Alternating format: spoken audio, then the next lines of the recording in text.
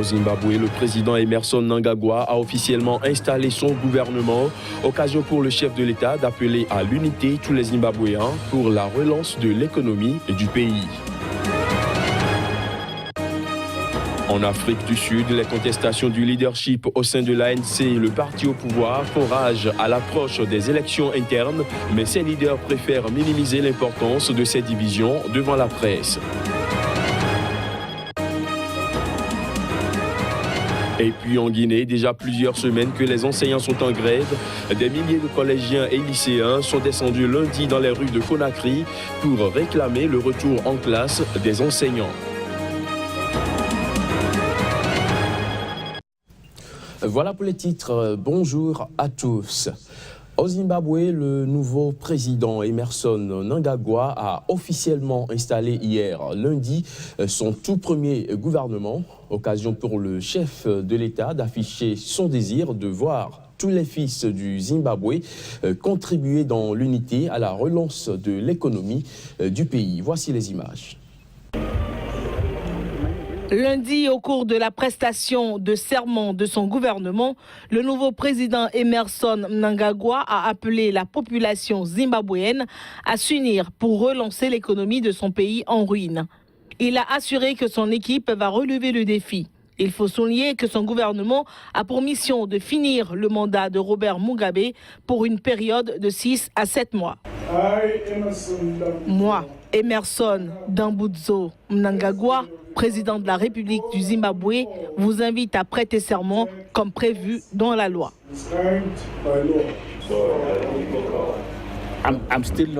Je ne suis pas encore au bureau, mais la priorité est la diplomatie économique, la diplomatie de transition. Mnangagwa s'est retrouvé vendredi sous une pluie de critiques pour avoir nommé des militaires dans son nouveau gouvernement et reconduit des ministres de son prédécesseur Robert Mugabe. Il a ensuite limogé samedi 2 ministres qu'il avait nommés la veille dans son premier gouvernement.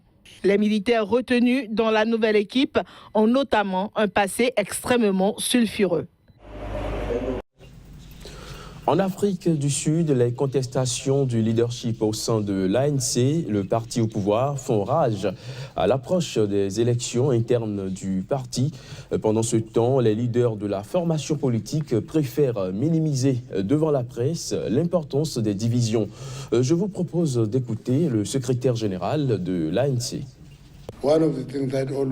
Une des choses qui nous surprennent toujours, c'est que lorsque nous parlons de contestation, nos médias présentent la contestation comme des divisions. La contestation du leadership fait partie de la démocratie interne d'une organisation politique, le Congrès national africain. Personne ne doit participer à un concours avec un esprit de victoire. Et si je ne gagne pas, je proteste contre une forme ou l'autre. Tout le monde doit accepter que nous allons vers des élections. La contestation fait partie de la démocratie. Et si je gagne, bonne chance. Si je ne gagne pas, je promets mon soutien à celui qui gagne. Au Nigeria et plus précisément dans le nord-ouest du pays, 6 policiers ont été tués. C'était lors d'une attaque attribuée à des éleveurs peuls. Il s'agit d'une attaque en représailles à des tueries provoquées par des conflits et fonciers. Plus de précision à travers cet élément. L'embuscade tendue vendredi par de présumés éleveurs peuls a emporté 6 agents de police. Elle s'est produite alors qu'une équipe de police se rendait dans le village de Douaya, dans l'état de l'Adamawa. Un déplacement dans l'intention de désarmer des éleveurs peuls. Après le drame, la police n'a procédé à aucune arrestation, mais l'État est sous grande vigilance après une montée de violence entre éleveurs et cultivateurs. Au moins 30 personnes ont été tuées fin novembre dans le même district de Nouma, où des cultivateurs de l'ethnie Bachama ont lancé un raid sanglant sur les campements d'éleveurs peuls. La région de Nouma, avec ses terres fertiles traversées de cours d'eau douce, est le cœur de l'agriculture et de l'élevage de l'Adamawa. Cette ceinture centrale du Nigeria est régulièrement le théâtre d'affrontements sanglants entre agriculteurs chrétiens et éleveurs peuls musulmans. Nomades qui transhument traditionnellement avec leur bétail, les Peuls ont tendance à se sédentariser par manque de terres disponibles. Le conflit portait au départ sur l'accès à la terre et à l'eau et les luttes de pouvoir local. Mais les tensions ethniques et religieuses ont augmenté depuis les violences post-électorales de 2011. Ces violences, selon le think tank International Crisis Group, ont fait quelques 2500 morts l'an dernier et des dizaines de milliers de personnes ont dû quitter leur foyer. Restons au Nigeria où l'ancien vice-président Atiku Abubakar a annoncé son retour au sein de son parti d'origine, le Parti démocratique populaire PDP, aujourd'hui dans l'opposition. Il avait quitté le parti sous le président Goodluck Jonathan pour participer à la création en février 2013 de l'APC, parti qui a porté au pouvoir l'actuel président Muhammadu Buhari en 2015. Voici les détails. Atiku Abubakar a annoncé dimanche sur sa page Facebook son retour à la maison. Il a rejoint son parti d'origine, le PDP, sous lequel il avait été nommé vice-président sous Olusegun Obasanjo à la présidence du pays de 1999 à 2007. Il avait quitté le parti qui était au pouvoir il y a 4 ans sous le président Goodluck Jonathan pour participer en février 2013 à la création de l'APC, parti qui a porté à la présidence l'actuel chef d'État Muhammadu Buhari en 2015. Atiku Abubakar justifie ce retour à la maison par l'argument selon lequel l'APC n'a pas résolu les problèmes du pays et qu'il a déçu les Nigérians. Atiku Abubakar, qui vient tout juste de fêter ses 71 ans, ne s'est pas encore déclaré candidat pour la prochaine élection, mais ce retour à son ancien parti pourrait être un premier pas pour représenter le PDP à la présidentielle de 2019.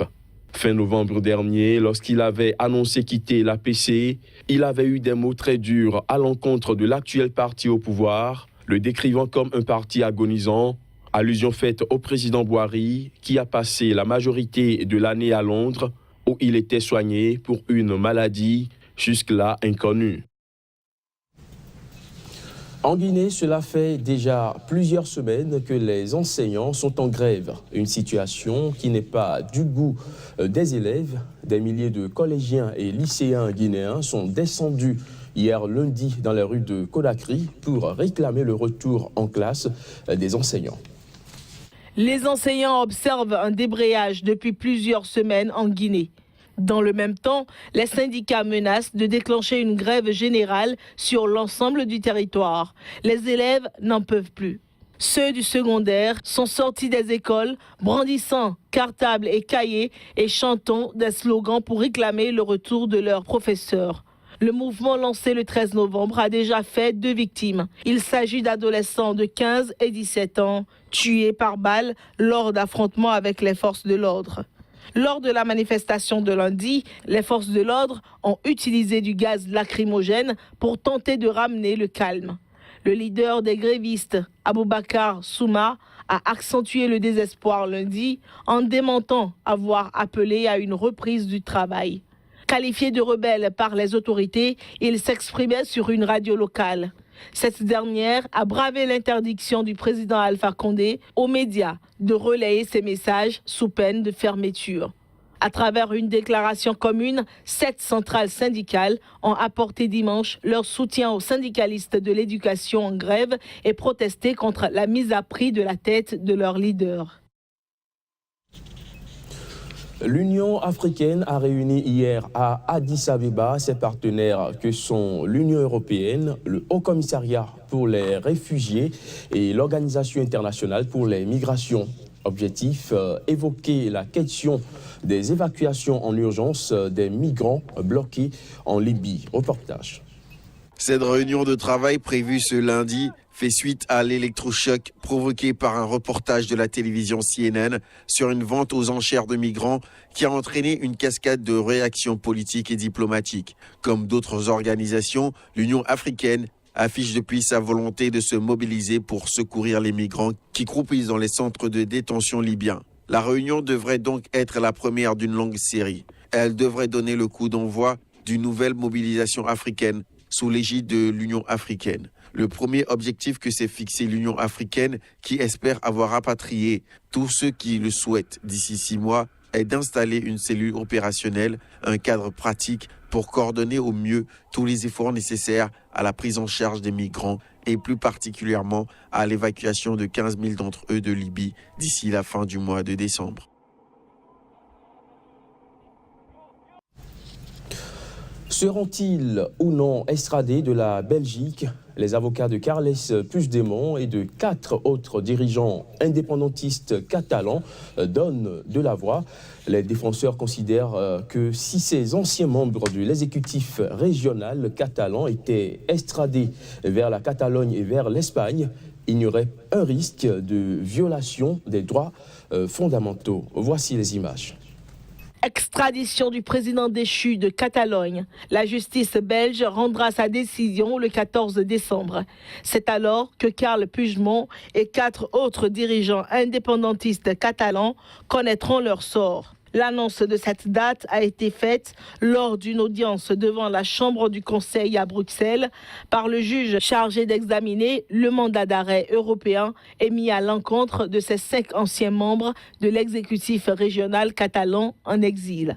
Aujourd'hui, le procureur a répété ses réquisitions de demande d'exécution du mandat d'arrêt européen vers l'Espagne. Nous avons plaidé qu'il ne devait pas y avoir lieu à une extradition vers l'Espagne. Nous considérons que les faits qui sont reprochés au gouvernement catalan ne sont pas punissables en Belgique, premier point. Et deuxième point, que s'ils étaient extradés vers la Catalogne et vers l'Espagne, il y aurait là un risque de violation des droits fondamentaux. Carles Puigdemont et ses 4 collègues se sont exilés en Belgique depuis le 30 octobre pour échapper aux poursuites. Ils sont sous la menace d'un mandat d'arrêt européen émis par la justice espagnole. Tous les 5 sont poursuivis pour avoir participé au processus de sécession de la Catalogne qui a débouché le 27 octobre sur une proclamation unilatérale de la République catalane. Fin de ce journal, merci de l'avoir suivi.